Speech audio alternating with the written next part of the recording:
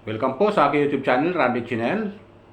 Paki-subscribe, like, and share, and comment dito sa aking YouTube channel, Randy Channel. Okay? At kumari lang po sana, huwag po kayo mag-skip ng ad kasi sayang po yung panonood nyo. Subscribe nyo po, tapos huwag po kayo mag-skip ng ad. Sayang po kasi yung panonood nyo talaga. Okay? Hayaan nyo muna batiin ko kayo ng magandang umaga, magandang tanghali, magandang gabi sa inyo lahat. Sana po nasa mabuti kayong kalagayan at malayo sa karamdaman. Lalong-lalo na yung mga OFW dyan sa abroad na nagtatrabaho para sa kanilang pamilya. Ingat po kayo lagi at sana malayo kayo sa karamdaman at kapahamakan. Okay? So, tuloy tayo.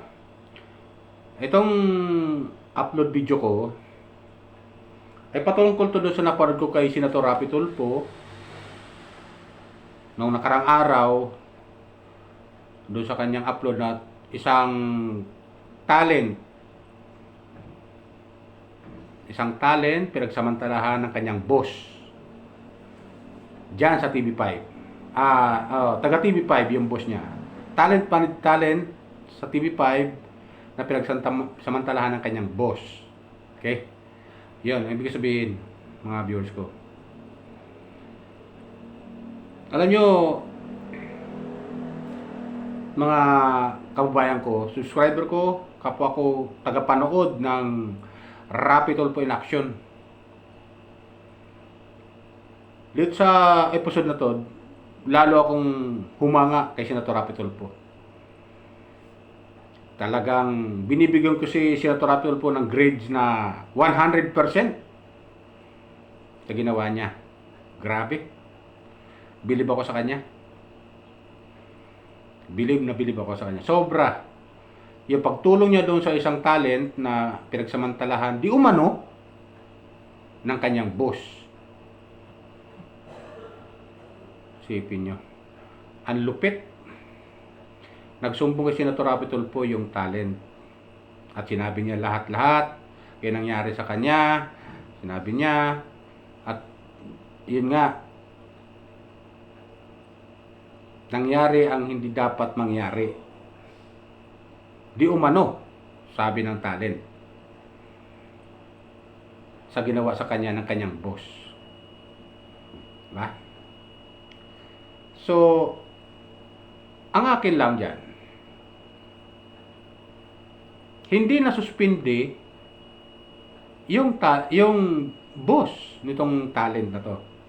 Hindi na suspindi dahil malakas siguro diyan sa mga opisyal ng TV5. Diba? Nakarating kay Senator Rapi Tulfo yung sumbong.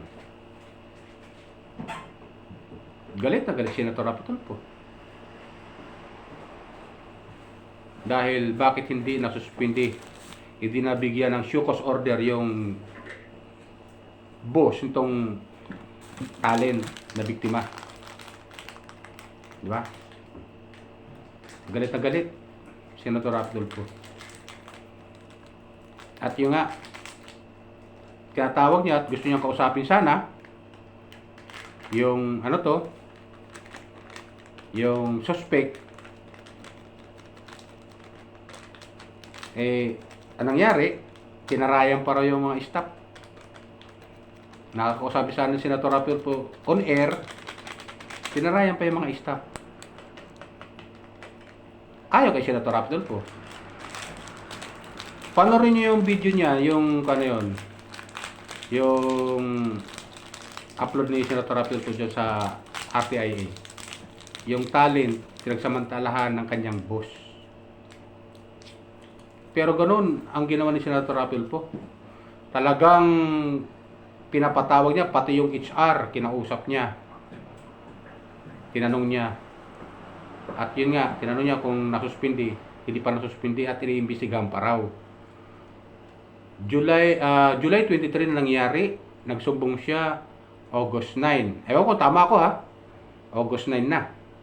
Nagsumbong. So matagal.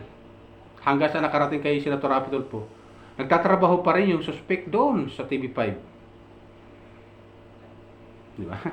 Ang lupit. Kaya sabi ni Senator Rafi Tulfo, ang kapal naman ng mukha nito. Ang kapal ng mukha nito, sabi ni Senator Rafi Tulfo. Doon sa suspect. Grabe. Meron palang ganun.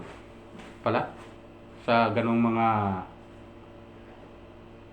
network, meron palang ganun. Akala ko wala. Mga viewers ko. Akala ko wala talaga. Meron palang ganun. Sipin nyo. Bawal yan! Pero ang binibilibang ko rito sa biktima, tong talent, binibilibang ko, nagsumbong talaga siya. Pagkatapos mangyari ang dapat mangyari sa kanya, pag kinabukasan, nagsumbong siya sa pulis. Nagpa-blatter siya. Ayon sa kanya, pinadala ulit siya doon sa isa pang istasyon kasi nga hindi sakop ng jurisdiction. Ayon sa biktima. Sumbong siya. Grabe ang kanya. Doon papakinggan nyo sa habang kausap siya ni Senator Rafi Tulfo. Mahalata mo umiiyak habang nagsusumbong Umiiyak. Kasi narinig mo doon sa conversation nila na singhot ang singhot. Yung ng sipon, siguro sinisipon dahil sa iyak nga, siyempre. Grabe. Kakaawa yung biktima. Kaya galit na galit siya na Senator Rafi Tulfo na kung maaari suspindihin dahil kung hindi, magpapatawag siya ng hearing sa Senado at iimbitahan yung ibang personalidad na may katungkulan dyan sa TV5. Iimbitahan niya ibang personalidad na kung bakit hindi na suspindi itong suspect na nagsamantala di umano doon sa talent. Samantalang nung si Senator Rafi Tulfo pa raw ay nasa T3, nasuspindi siya. Pinapatawag siya palagi. Konting salita lang daw na may napansin silang sumbong ng isang isang viewers o concern na pinapatawag ka agad siya at siya ay binibigyan ng 72 hours. Tapos yun, nung nakailangan suspindi siya. Natanggap niya dahil may nasabi siyang hindi maganda doon sa tao na tinutukoy na kung ano man ang kasalanan niya dahil may nasasabi siyang hindi maganda o ano man. Ayon kay Senator Rafi Tulfo, nasuspindi siya. Tapos itong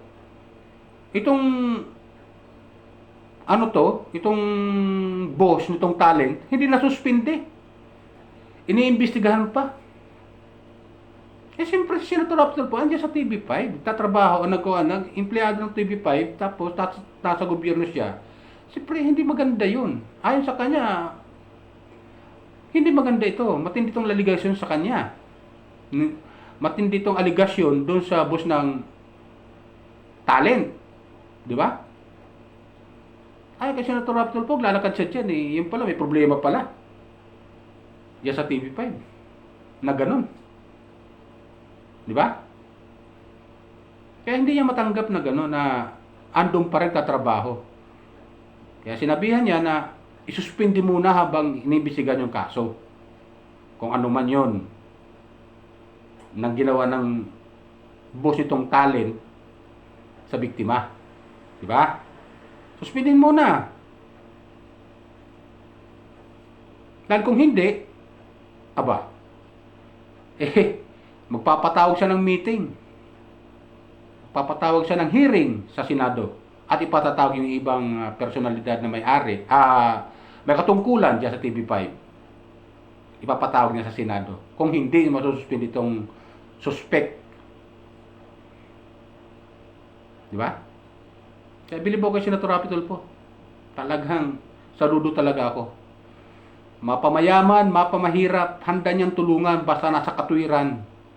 Ganun siya Basta nasa katwiran, ipaglalaban niya yan. Ganun siya, tumulong. Walang sisinuhin. Walang sisinuhin. Pag nagkasala ka, di ka sisinuhin niya. Pag nag-abuso ka, di ka niya talaga sisinuhin. Ganun siya. Basta nasa katwiran ang nagsusumbong, ipaglalaban niya yan. Ganun siya. Gumastos man siya ng pera niya, sarili niyang pera, matulungan lang yung nagsusumbong at nasa katwiran, may paglaban niya lang. Ganun siya. Kaya, tinagurian talaga ng kakampi ng mga inaapi itong si Senator Rapi Tulfo. Salamat at nagkaroon tayo ng senador na ganun. Malaking pasalamat ng nakararami na meron pala tayong senador, na meron tayong senador na ganun sa katauhan ni Senator Rapi Tulfo. Kakampi ng mga inaapi. Di ba? Nakakatuwa na meron tayong senador na ganun. Handang tumulong sa mga inaapi. Wala siyang sisinuhin. Basta mali ka, mali. Hindi po pwede yan. Parusahan ka. Kailangan. Kung kailangan makulong ka. Nagkasala ka eh. Ganon si Senator Rapi Tulfo. Pag nagkasala, talagang dapat kasuhan. At pag nakasuhan at napatunayan, ikulong. Di ba? Ganon yun. Ganon siya. Kaya bilib ako kay Senator Rapi Tulfo. At nabasa ko yung mga comment doon sa napad kong video upload doon. Lahat pabor kay Senator Rapi Tulfo. Nagpapasalamat sila. Nagkaroon tayo ng senador na gano'n. Marami lahat, puro positive. At nagpapasalamat sila. Grabe. Highest respect ang iba na babasa ko. To salute, Senator Rapi Tulfo. Grabe. Grabe talaga. Nakakatuwa na magkaroon tayo ng senador na matapang at nasa katwiran, ipaglalaban ka talaga niya. Yan ang mga hinahanap natin mga senador na may mga katwiran, na may mga talaga, paninindigan, may pagtanggol lang yung mga inaapi. Diba? Ganun dapat. Ganyan ba sila? Kaya, hindi ako magtataka na merong mga taong na mag-push sa kanya kay Senator Rapi Tulfo ng mataas sa posisyon sa gobyerno. Hindi tayo magtataka nun kung merong mga tao. Pero nasa kay Senator Rapi Tulfo ang desisyon yan. Nasa kanya na ang desisyon. Kung ayaw pa niya, wala tayong magagawa. Pero kung gusto, go! Matindi ang kuan ng mga tao. Lahat na nakapanood na yun, sa dami doon, karamihan ng mga nanonood doon, saludo kay Senator Rapi Tulfo. Meron ako ng mga ilang-ilang nababasa doon ng mga hindi ganong nasisiyahan. Hindi ko alam kung anong meron isip sila. Baka yung mga hindi nasisiyahan, yung mga kamag-anak nun, mga abusado, o sila mismo, abusado. Di ba ganun yun, mga kababayan ko? Hindi sila nasisiyahan sa ginawa ni Senator Rapi Tulfo sa pagkampi doon sa inaapi. Dahil sila, yung mga tao nagko-comment doon, na hindi sangayon kay Senator Rapi Tulfo, mga abusado. Mga abusado. O yung kamag-anak nila, nang-abuso, at nasagasaan ni Senator Rapi Tulfo. Ganun yun. Yun ang nakikita ko mga kababayan ko, mga viewers. Pero halos lahat, nasa 95% yata, o nasa 98%. Sang-ayon kay Senator Rapi Tulfo. 98%. 2% lang ang hindi mga sang-ayon doon. Sana pa doon sa mga comment, na nakita ko doon sa comment. Kasi yung iba doon na hindi sang-ayon, maaaring nasagasaan sila, o yung mga kamag-anak nila, nasagasaan ni Senator Rapi Tulfo, o nareklamo diyan kay Senator Rapi Tulfo, at naipakulong niya. At nakasuhan, kung hindi man. Nakasuhan at naipakulong, maaari. Kaya meron doon mangilan-ngilan hindi sang-ayon. Mga kababayan ko. So, tuloy lang po. Senator Rapiol po sa pagtulong sa mga inaapi. Alam kong nandiyan ka, kakampi naming mga mahihirap. Mayaman man o mahirap, basta nasa katwiran ipaglalaban mo eh. Marami naman nagkukumpli kay Senator Rapiol po, mayayaman din naman. May mga kwan din, katungkulan. Yung iba, mga socialite pa nga iba eh. Nagsusumbo sa kanya, na-action na naman niya. Gawin din, mas marami ang mahihirap talaga. Mas marami ang nagsusumbong na mahihirap. At na-actionan niya. Na-actionan niya. Di ba mga viewers ko? Marami. Natutulong si Senator Rapiol po. Sa kanyang programa sa RTIA. Marami. So yun lang sa akin mga kapwa viewers. Baka meron pang hindi nakaka-subscribe sa aking YouTube channel, Raddy Channel. Paki-subscribe, like, and share sa aking YouTube channel. Okay? And comment. At saka, huwag po kayo mag-skip ng ad. Okay? Kasi mayroon po advertisement yung aking mga video upload. Yun lang po. Bye!